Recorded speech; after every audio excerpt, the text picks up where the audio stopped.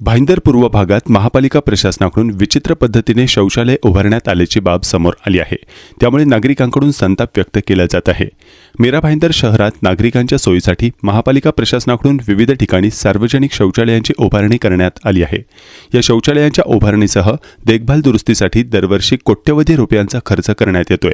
मात्र शौचालयांच्या दुरावस्थेचे चित्र वारंवार समोर येत असते।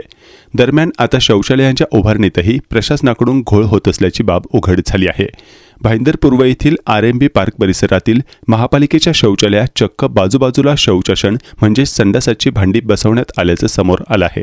त्यामुळे एक प्रकारे उघड्यावर आजूबाजूला बसून याचा वापर करावा का असा प्रश्न स्थानिक नागरिकांकडून उपस्थित केला जात आहे।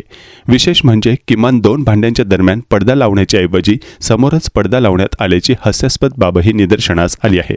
त्यामुळे नागरिकांत नाराजी व्यक्त होत आहे। महापालिकेकडून लाखो रुपये खर्च केले जात असताना प्रत्यक्ष वापराचा विचार केला जात नाही असा आरोप स्थानिकांकडून केला जातोय। दरम्यान संबंधित ठिकाणी हे महापालिकेचे जुने शौचालय असून तेथे केवळ दुरुस्तीचे काम करण्याच्या सूचना देण्यात आल्या होत्या। कामात काही त्रुटी आढळल्यास त्याबाबत माहिती घेऊन योग्य उत्तर दिले जाईल अशी माहिती महापालिकेच्या सार्वजनिक बांधकाम विभागाकडून देण्यात आली आहे। मीरा भाईंदर शहरात महापालिकेच्या सार्वजनिक शौचालयांची देखील दुरावस्था झाली असल्याची बाब समोर आली आहे। शौचालयात घाणीचे साम्राज्य पसरले असून दरवाजे आणि खिडक्या देखील मोडकळीस आले आहेत। त्यामुळे प्रशासनाने याकडे गांभीर्याने लक्ष देऊन ठोस धोरण निश्चित करावे अशी मागणी भाजप नगरसेवक रवी व्यास यांनी केली आहे। मीरा भाईंदरच्या एका सार्वजनिक शौचालयातील कमोडच्या व्यवस्थेवरून सोशल मीडियात टीका केली जात आहे। पालिकेकडून ही सुविधा विशेषतः लहान मुलांसाठी असल्याचे सांगितलं जात असलं तरी शौचालयात गोपनीयतेची पुरेशी व्यवस्था नसल्याचा आरोप होतो आहे।